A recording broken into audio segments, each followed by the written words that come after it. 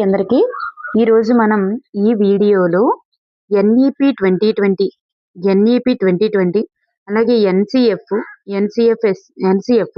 అలాగే ఎన్సిఎఫ్ఎస్ఏ అలాగే ఆర్టీఏ వీటి నుంచి వచ్చినటువంటి బిట్స్ అనేవి ఒకసారి చూడబోతున్నాం. ప్రీవియస్ బిట్స్ అన్నమాట ఇవి. మీకు చాలా యూస్ఫుల్ అవుతుంది. ఒకసారి చూడండి, ఎందుకంటే రిపీట్ అవుతున్న బిట్స్ కాబట్టి ఒకసారి చూడండి. ఇక్కడ ఫస్ట్ బిట్ మనం చూసుకున్నట్లయితే ఎన్ఈపి 2020 ఎయిమ్స్ అంటే ఎన్ఈపి 2020 వృత్తి విద్యతో కూడినటువంటి ఉన్నత విద్యలో గ్రాస్ ఎన్రోల్మెంట్ రేషియోను ఈ సంవత్సరం నాటికి 26% నుంచి 50%కి పెంచాలని లక్ష్యంగా పెట్టుకుంది. సో ఇక్కడ మనకి the right answer is option 3 is the right answer అండి. The right answer option 3. 2023 నాటికి 2035 నాటికి 2035 నాటికి. నెక్స్ట్ వన్, ఎన్ఈపి 2020 ప్రకారం పాఠశాలల్లో కానీ పాఠశాల సముదాయాలలో మాస్టర్ ట్రైనర్స్ ను దీని కొరకు నియమించబడతారు. మాస్టర్ ట్రైనర్స్ దేని కొరకు అంటే స్థానిక వృత్తులు, కళలు, సంగీతం మొదలగు వాటిని ప్రోత్సహించుటకు. నెక్స్ట్ వన్, ఎన్ఈపి 2020 జాతీయ విద్యా విధానం ఈ అంశంపై ప్రధాన దృష్టి సారించింది. మరి ఏ అంశంపై ప్రధాన దృష్టి సారించింది? సమ్మిళిత మరియు సమాన విద్య పైన ప్రధానమైనటువంటి దృష్టి సారించింది. ఈ క్రింది పద్ధతి ఎన్సిఎఫ్ 2005 కి ఆధారం. ఈ క్రింది పద్ధతి ఎన్సిఎఫ్ 2005 కి ఆధారం. నిర్మాణాత్మకవాదం అనేది ఎన్సిఎఫ్ 2005 కి ఆధారమైనది. National early childhood care and education పాలసీని రూపొందించినటువంటి సంవత్సరం ఎప్పుడు?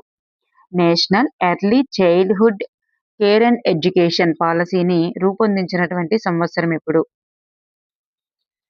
Option 4 is the right answer. 2013.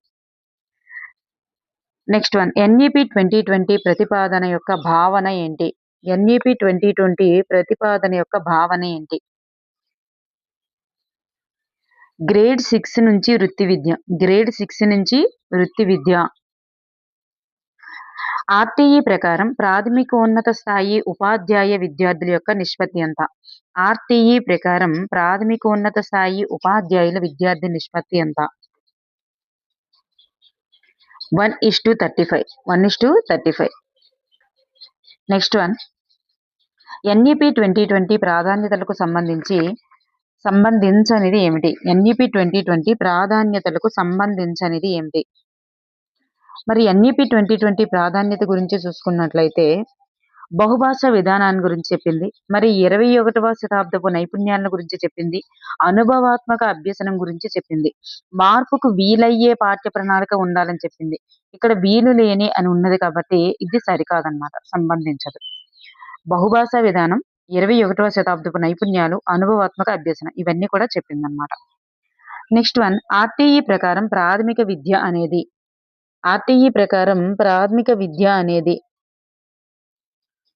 ప్రాథమిక హక్కు. ఆర్టీఈ 2009 సెక్షన్ అనేది విద్యార్థి వయస్సుకు తగ్గ తరగతిలో ప్రవేశం పొందడం మరియు ప్రత్యేక శిక్షణ పొందడానికి అర్హుడు. మరి ఏ సెక్షన్ ప్రకారం? సెక్షన్ 4 ప్రకారం. ఎన్ఈపి 2020 అని కేంద్ర మంత్రివర్గం ఆమోదించిన తేదీ ఎప్పుడు? ఎన్ఈపి 2020ని కేంద్ర మంత్రివర్గం ఆమోదించిన తేదీ ఎప్పుడు? July 29, 2020.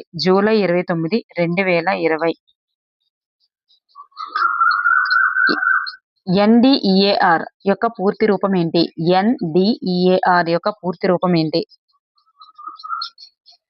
National digital education architecture. అంటే విద్యా హక్కు చట్టం అమలు తేదీ ఎప్పుడు? విద్యా హక్కు చట్టం ఎప్పుడు అమలులోనికి వచ్చింది? ఏప్రిల్ 1, 2010. క్రింది వానిలో జాతీయ విద్యా విధానం 2020లోని పాఠ్య ప్రణాళిక మరియు బోధనా విధాన సంస్కరణలకు సంబంధం లేనిదేంటి? పాఠ్య ప్రణాళిక మరియు బోధనా విధానం యొక్క సంస్కరణలకు సంబంధం లేనిదేమిటి? ఇక్కడ చూస్తే సామర్థ్యాధారిత అభ్యసనానికి ప్రోత్సాహమిస్తది. బహుభాషాత్మకతకు ప్రోత్సాహమిస్తది. పాఠ్యాంశాల పరీక్షల సంఖ్యను విస్తృతం చేయడం అనేది కాదు. పరీక్షల్ని సరళీకృతం చేయమంది గాని విస్తృతం చేయమని చెప్పలా. కళలు, క్రీడలు, వృత్తి విద్యలను ప్రోత్సహిస్తుంది. చూడండి, సామర్థ్యాధార అభ్యసనం బహుభాషాత్మకతకు ప్రోత్సహించింది. కళలు, క్రీడలు, వృత్తి విద్యలకు ప్రోత్సాహం. ఇవన్నీ కూడా ఎన్ఈపి 2020 పాఠ్య ప్రణాళిక మరియు బోధన విధాన సంస్కరణలకి సంబంధించినవి. నెక్స్ట్ వన్, దీక్ష. దీక్ష యొక్క పూర్తి రూపం ఏంటి? దీక్ష యొక్క పూర్తి రూపం digital infrastructure of knowledge sharing. Digital infrastructure of knowledge sharing. Next one, NCF 2005 దీనిని ప్రోత్సహించదు. ఎన్సిఎఫ్ 2005 దీనిని ప్రోత్సహించదు. బట్టి అభ్యసనాన్ని ప్రోత్సహించదు. కంఠస్థ విధానం గాని బట్టి విధానం గాని వద్దు అని చెప్తుంది. అన్వేషణల ద్వారా అభ్యసనం, భాగస్వామ్య అభ్యసనం, చర్చల ద్వారా అభ్యసనం ఇవన్నీ కూడా ఉండాలని చెప్పింది. నెక్స్ట్ వన్, ఆర్టీఈ యాక్ట్ పాఠశాల విద్య కొరకు జాతీయ విద్యా ప్రణాళిక చట్టానికి ఎన్సిఎఫ్ఎస్ఏ అనేది ఆధారం. మరి పాఠశాల విద్య కొరకు జాతీయ విద్యా ప్రణాళిక చట్టానికి మరి ఆధారమైనది అంటే పాఠశాల విద్య కొరకు జాతీయ విద్యా ప్రణాళిక చట్టానికి అంటే ఎన్సిఎఫ్ఎస్సి 2023కి ఏది ఆధారం అంటే దేన్ని ఆధారంగా చేసుకొని ఎన్సిఎఫ్ఎస్సి అనేది వచ్చింది అంటే ఎన్ఈపి 2020 ఆధారంగా వచ్చిందన్నమాట. నెక్స్ట్ వన్, డైజ్ యొక్క పూర్తి రూపం ఏంటి? డైజ్ యొక్క పూర్తి రూపం district information system for education. District information system for education. Next one, RTE భారత రాజ్యాంగంలోని ఈ క్రింది ఆర్టికల్ను అనుసరించి విద్యా హక్కు చట్టం అమలైంది. ఏ ఆర్టికల్ ప్రకారం విద్యా హక్కు చట్టం అమలైంది? 21A. Article 21A. ఎన్ఈపి 2020 అనేది ఈ క్రింది దీనిని ప్రోత్సహిస్తుంది. ఎన్ఈపి 2020 అనేది దేన్ని ప్రోత్సహిస్తుంది? అభ్యసనం కోసం మూల్యాంకనం. అభ్యసనం కోసం మూల్యాంకనాన్ని ప్రోత్సహిస్తుంది. ఆర్టీఈ 2009లోని చాప్టర్లు మరియు సెక్షన్లు ఏమిటి? ఎన్ని చాప్టర్లు ఉన్నాయి, ఎన్ని సెక్షన్లు ఉన్నాయి?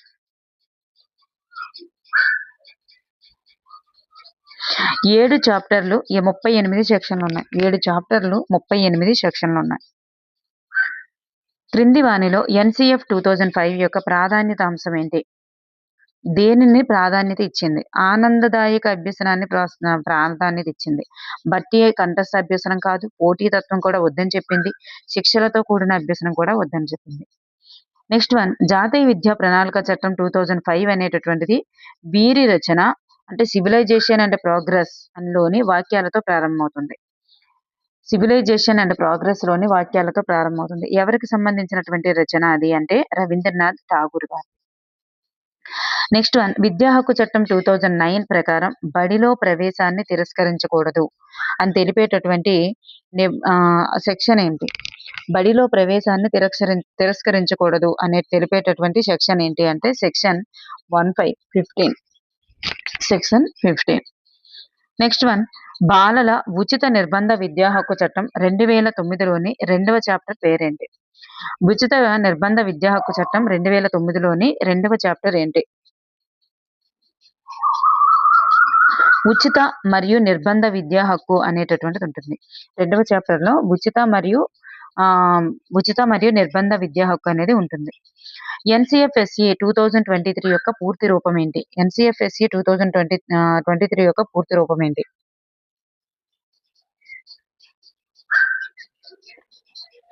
National curriculum framework for school education. SE అంటే ఏంటంటే స్కూల్ ఎడ్యుకేషన్ అని. నెక్స్ట్ వన్, ఎన్ఈపి 2020 ప్రకారం 7వ గ్రేడు చదివేటటువంటి ఒక పిల్లవాడు ఈ దశకు చెందుతాడు. 7వ గ్రేడు చదివేటటువంటి పిల్లవాడు ఏ దశకు చెందుతాడు?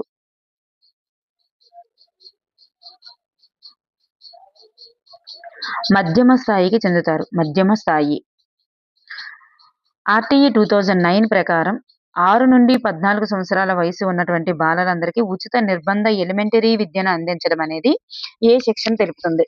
ఉచిత నిర్బంధ ఎలిమెంటరీ విద్య అందించడం అనేటటువంటి ఆల్రెడీ మనకిచ్చారు ఇదే బిట్టు.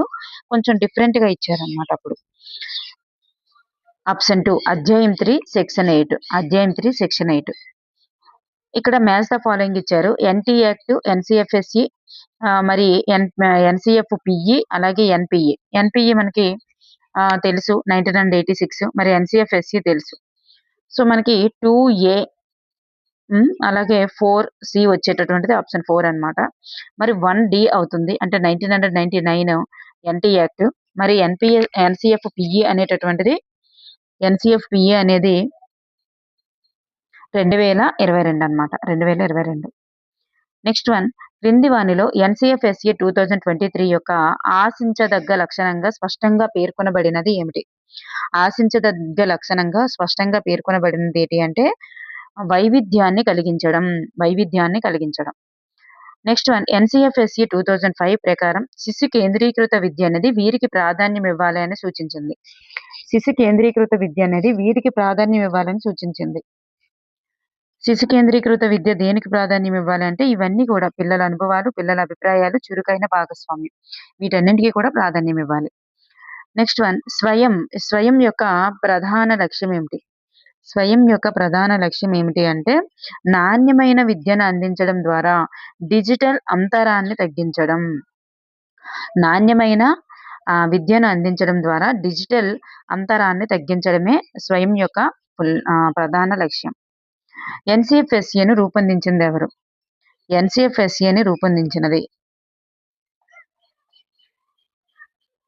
ఎన్‌సీఈఆర్‌టీని రూపొందించింది. నెక్స్ట్ వన్ SARTHAQ సర్టాక్యూ అంటే అనేది ఇది దేన్ని తెలియజేస్తుంది? సర్టాక్యూ అనేది దేన్ని తెలియజేస్తుంది? Option 1 is the right answer. పాఠశాల విద్య కొరకు ఎన్ఈపీ అమలు ప్రణాళికను తెలియజేస్తుంది. పాఠశాల విద్య కొరకు ఎన్ఈపీ అమలు ప్రణాళికను తెలియజేస్తుంది.